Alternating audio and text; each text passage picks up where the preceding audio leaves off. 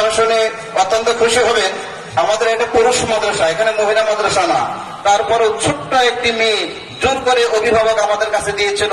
আমাদের অত্র গ্রামেরই কৃতি সন্তান শহীদ হাফেজ শহীদুল্লাহ সোদাপাড়ার তার মেয়ে মোসাম্মদ শামসুল্লাহার পিতা শহীদুল ইসলাম, সে আজকে আমাদের এখান থেকে হাফেজ হয়ে জায়নামাজ সম্মাননা পাবে।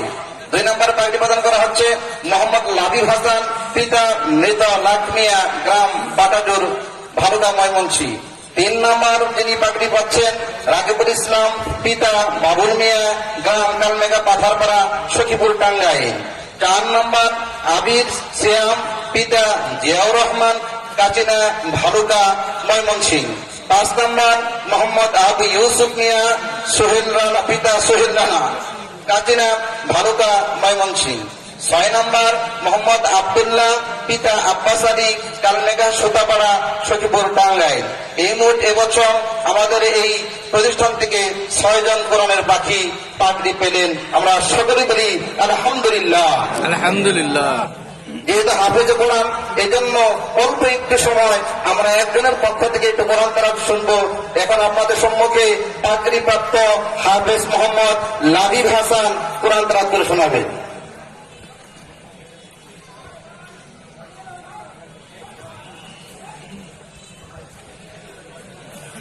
আসসালামু আলাইকুম ওয়া রাহমাতুল্লাহি ওয়া বারাকাতুহু।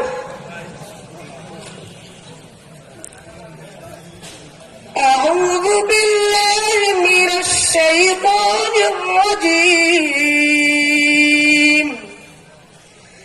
بسم الله الرحمن الرحيم. فإن عصوك فقل إني بريء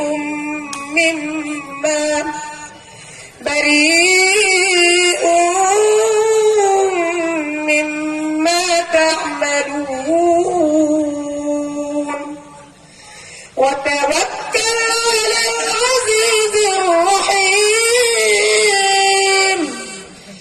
الذي يراك حين تقوم وتقلبك في الساجدين إنه هو السميع العليم.